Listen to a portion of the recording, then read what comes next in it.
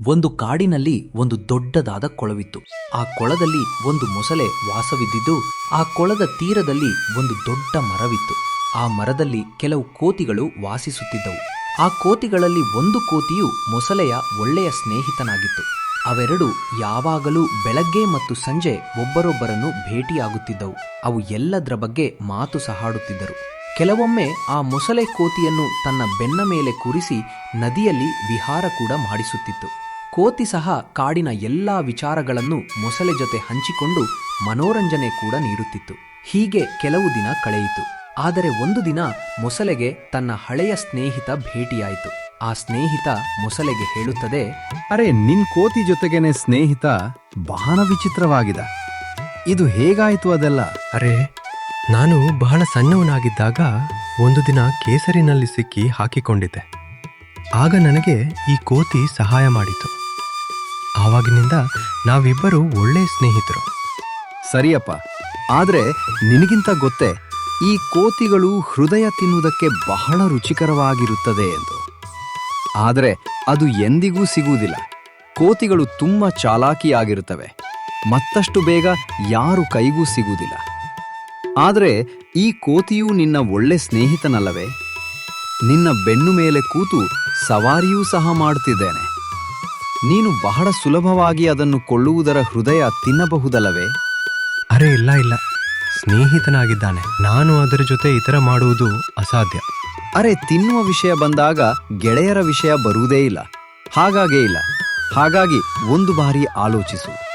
ಇದು ನಿನಗೆ ಒಂದು ಒಳ್ಳೆಯ ಅವಕಾಶವೆಂದು. 2-3 ದಿನಗಳ ನಂತರ ಆ ಮೊಸಳಿಗೆ ಇನ್ನೂ 2 ಸ್ನೇಹಿತರು ಸಿಕ್ಕರು. ಎಲ್ಲವೂ ಅದಕ್ಕೆ ಇದನ್ನು ಹೇಳಿದವು. ಆಗ ಹೊಸ ಯೋಚಿಸಿದ್ದು, ನಿಜವಾಗಿಯೂ ಕೋತಿ ಹೃದಯ ಅಷ್ಟು ರುಚಿಕರವಾಗಿರುತ್ತದೆ, ಸ್ವಾದಿಷ್ಟಕರವಾಗಿರುತ್ತದೆ ಎಂದು ಭಾವಿಸುತ್ತದೆ. ನಾನು ಯಾಕೆ ಕೋತಿಯನ್ನು ಕೊಲ್ಲುವುದರ ಹೃದಯ ಸವೆಯಬರದು? ಮಾರನೇ ದಿನವೇ ಮೊಸಳೆ ಕೋತಿ ಹತ್ತಿರ ಹೋಗುತ್ತದೆ. ಅವಾಗ ಮೊಸಳೆ ಹೇಳಿತು, ಗೆಳೆಯ, ಹೇಗಿರುವೆ? ಬಹಳ ದಿನವಾಯಿತು. ನಿನಗೇನಾದರೂ ಕೊಳದಲ್ಲಿ ವಿಹಾರ ಮಾಡಿಸಿ ಕೂತ್ಕೋ. ನನ್ನ ಬೆನ್ನ ಮೇಲೆ ನಿನಗೆ ದೀರ್ಘ ವಿಹಾರ ಮಾಡಿಸುತ್ತೇನೆ. ಖಂಡಿತ ನಡೆ. ನನಗಂತ ವಿಹಾರ ಮಾಡೋದು ತುಂಬ ಖುಷಿಯ ವಿಷಯ.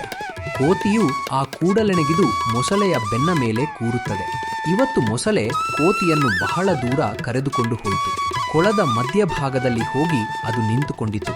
ಅದಕ್ಕೆ ಮನಸ್ಸಿನಲ್ಲಿ ತುಂಬ ದುಃಖವಾಗುತ್ತಿತ್ತು, ತನ್ನ ಗೆಳೆಯನಿಗೆ ಮೋಸ ಮಾಡುತ್ತಿಲ್ಲವೇ ಎಂದು. ಆದರೆ ನನಗದ ಹೃದಯದ ರುಚಿ ನೋಡಬೇಕಲ್ಲವೇ? ಈಗ ನಾನೇನು ಮಾಡಲಿ? ಅರೆ, ಮೊಸಳೆಯನ್ನ ಯಾಕೆ ಮೌನವಾಗಿದ್ದೀಯಾ? ಏನಾದರೂ ಚಿಂತೆ ಇದೆ? ಅರೆ, ನನಗೆ ಹೇಳು. ನನ್ನನ್ನು ಕ್ಷಮಿಸು ನನ್ನ ಗೆಳೆಯ. ಆದರೆ ಇಂದು ನಾನು ಇದನ್ನು ಮಾಡಲೇಬೇಕಾಗಿದೆ. ನಾನು ನಿನ್ನನ್ನು ಕೊಂದು ನಿನ್ನ ಹೃದಯ ತಿನ್ನಲೇಬೇಕು. ನನಗೆ ಅರಿವಿಗೆ ಬಂದಿದೆ, ಕೋತಿಗಳ ಹೃದಯ ತುಂಬಾ ರುಚಿಕರವಾಗಿರುತ್ತದೆ ಎಂದು, ಮತ್ತು ನನಗೆ ಅದರ ರುಚಿಯನ್ನು ಸವಿಯಲೇಬೇಕು. ನೀನು ಇದೇನು ಹೇಳುತ್ತಿದ್ದೀಯಾ ಗೆಳೆಯ? ನಾವಿಬ್ಬರು ತುಂಬ ಆಪ್ತ ಗೆಳೆಯರಲ್ಲವೇ? ಇದ್ದಕ್ಕಿದ್ದ ಹಾಗೆ ನಿನಗೇನಾಗಿದೆ ಈಗ? ಆದರೆ ನಾನಂತೂ ಈಗ ನಿನ್ನನ್ನು ಕೊಂದು ನಿನ್ನ ಹೃದಯ ತಿಂದೇ ತಿನ್ನುತ್ತೇನೆ. ಈಗ ಕೋತಿಗೆ ತಿಳಿದು ಅದರ ಪ್ರಾಣ ಅಪಾಯದಲ್ಲಿದೆ ಎಂದು. ಆದರೆ ಕೋತಿ ಕೊಲದಿಂದ ಈಸಿಕೊಂಡು ಬರುವುದು ಅಸಾಧ್ಯವಾಗಿತ್ತು. ತಾನು ಎಲ್ಲಾ ರೀತಿಯಿಂದ ಸಿಕ್ಕಿ ಹಾಕಿಕೊಂಡಿದ್ನೆಂದು ತಿಳಿದು ಅದು ಬಹಳ ಸಮಾಧಾನದಿಂದ ತನ್ನಷ್ಟಕ್ಕೆ ಯೋಚಿಸಿತು ಮತ್ತು ಕೂಡಲೇ ಮೊಸಳೆ ಹತ್ತಿರ ಹೇಳಿತು, ಸರಿಯಾಯಿತು. ಒಬ್ಬ ಗೆಳೆಯರಾಗಿ ನಿನ್ನ ಇಚ್ಛೆಯನ್ನು ಪೂರೈಸುತ್ತೇನೆ. ನಡಿ, ನನ್ನನ್ನು ತೀರಕ್ಕೆ ಕೊಂಡು ಹೋಗು.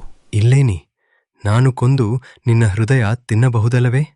ರೀ, ನಾವು ಕೋತಿಗಳು ಬಹಳ ಜಾಣರು.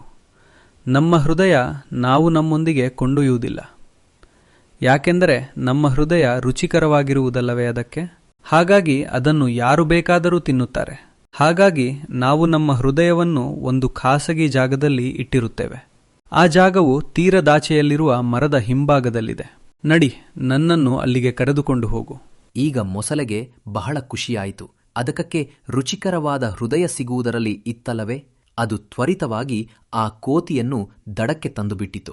ತೀರ ಬರುತ್ತಿದ್ದಂತೆ ಕೋತಿ ತಟ್ಟ ನೆನಗೆದು ನೆಲ ಸೇರಿತು ಮತ್ತು ಅದು ಹೇಳಿತು. ಅದು ಮನಸ್ಸಿನಲ್ಲಿ ತುಂಬಾ ದುಃಖಪಟ್ಟಿತು. ಅದೇ ಸಮಯದಕ್ಕೆ ಮೊಸಳೆ ಮೇಲೆ ಬಹಳ ಸಿಟ್ಟು ಇದ್ದಿದ್ದು. ನಂತರ ಕೋತಿಯು ಮರದಿಂದ ಒಂದು ಸಣ್ಣ ಕಟ್ಟಿಗೆ ತುಂಡನ್ನು ತೆಗೆದುಕೊಂಡು ಅದನ್ನು ಕೈಯಲ್ಲಿ ತೆಗೆದುಕೊಂಡು ಮೊಸಳೆಗೆ ಹೇಳಿತು, ನನ್ನ ಇಷ್ಟು ಒಳ್ಳೆ ಸ್ನೇಹಿತನಾಗಿದ್ದು ನನಗೆ ದ್ರೋಹ ಮಾಡುತ್ತದೆ. ಅದಕ್ಕೆ ಒಂದು ತಕ್ಕನಾದ ಪಾಠ ಕಲಿಸಲೇಬೇಕು. ಅರೆ, ಮೊಸಳೆಯನ್ನ ಒಂದು ಚಿಂತೆ ಮಾತಿದೆ ಗೆಳೆಯ. ಅರೆ, ಏನಿಲ್ಲ ಗೆಳೆಯ, ನಮ್ಮ ಹೃದಯ ವಯಸ್ಸಾದಂತೆ ದೊಡ್ಡದಾಗುತ್ತಾ ಹೋಗುತ್ತದೆ. ಈಗಂತೂ ನನ್ನ ಹೃದಯ ತುಂಬಾ ದೊಡ್ಡದಾಗಿರುತ್ತದೆ. ಯಾಕೆಂದರೆ ನನಗೆ ಈಗ ತುಂಬಾ ವಯಸ್ಸಿಲ್ಲವೇ? ಯಾಕೆಂದರೆ ನಿನ್ನ ಬಾಯಿ ಅಷ್ಟು ಅಗಲ ತೆಗೆಯಲಾರದು. ನನ್ನ ಬಾಯಂತೂ ಬಹಳ ದೊಡ್ಡದೇ ಅಲ್ಲವೇ? ಹಾಗಾದರೆ ತೆಗೆದು ತೋರಿಸು ನಿನ್ನ ಬಾಯಿ ಅಗಲ ಎಷ್ಟಿದೆ ಎಂದು. ಅರೆ, ಅಷ್ಟೇ ಅಲ್ಲ ಅಣ್ಣ, ನನ್ನ ಹೃದಯಂತರೂ ಇನ್ನೂ ನಿನ್ನ ಬಾಯಿಗಿಂತ ಅಗಲವಾಗಿದೆ. ನಾನು ಅದನ್ನು ನನ್ನಿಷ್ಟದಂತೆ ದೊಡ್ಡದು ಮಾಡಬಲ್ಲ. ಇನ್ನು ಸ್ವಲ್ಪ ಅಗಲ ಮಾಡು ನಿನ್ನ ಬಾಯಿಯನ್ನು. ಈಗ ಮೊಸಳೆ ತನ್ನ ಬಾಯಿಯನ್ನು ತೆಗೆದು ತನ್ನ ಚರ್ಮವನ್ನು ವಿಸ್ತಾರಗೊಳಿಸಿತು. ಈಗ ಮೊಸಳೆ ತನ್ನ ಬಾಯಿಯನ್ನು ಇನ್ನೂ ಅಗಲವಾಗಿ ತೆರೆಯಿತು. ಯಾವಾಗ ಕೂತಿಗೆ ಇದರ ಬಾಯಿ ಇನ್ನೂ ಅಗಲವಾಗಿ ಲವಾಗಿ ತೆರೆಯಲಾರದೆಂದು ತಿಳಿಯಿತು, ಆವಾಗ ಕೂತಿಯೋ ತಾಣ ತಂದ ಆ ರೆಂಬೆ ತುಂಡನ್ನು ಕೂಡಲೇ ಅದರ ಬಾಯಿ ಒಳಗೆ ಆ ತುಂಡನ್ನು ಸಿಕ್ಕಿ ಹಾಕಿಸಿತು. ಈಗ ಮೊಸಳೆ ಸಿಕ್ಕಿ ಹಾಕಿಕೊಂಡಿತು. ಅದು ತನ್ನ ಬಾಯಿಯನ್ನು ಇನ್ನೂ ತೆಗೆಯಲಾರದು ಹಾಗೂ ಮುಚ್ಚಲಾರದು. ಆ ಮರದ ತುಂಡು ಮೊಸಳೆ ವಸಡಿನಲ್ಲಿ ಸಿಕ್ಕಿಕೊಂಡು ಅದಕ್ಕೆ ಮುಚ್ಚಲು ಸಾಧ್ಯವಾಗುತ್ತಿರಲಿಲ್ಲ. ಅದು ವಸಡಿಗೆ ಚುಚ್ಚುತ್ತಿತ್ತು. ಹಾಗಾಗಿದು ಕೋತಿ ಹತ್ತಿರ ಬೇಡಿಕೊಳ್ಳುತ್ತಿತ್ತು. ಹಾಗಾಗಿ ಮಕ್ಕಳೇ, ಈ ಕಥೆಯಿಂದ ನಾವು ತಿಳಿಯುವುದೇನೆಂದರೆ, ಯಾವಾಗಲೂ ನಮ್ಮ ಸ್ನೇಹಿತರೊಂದಿಗೆ ಪ್ರೀತಿಯಿಂದ ಇರಬೇಕು ಹೊರತು ದ್ವೇಷದಿಂದ ಅಲ್ಲ.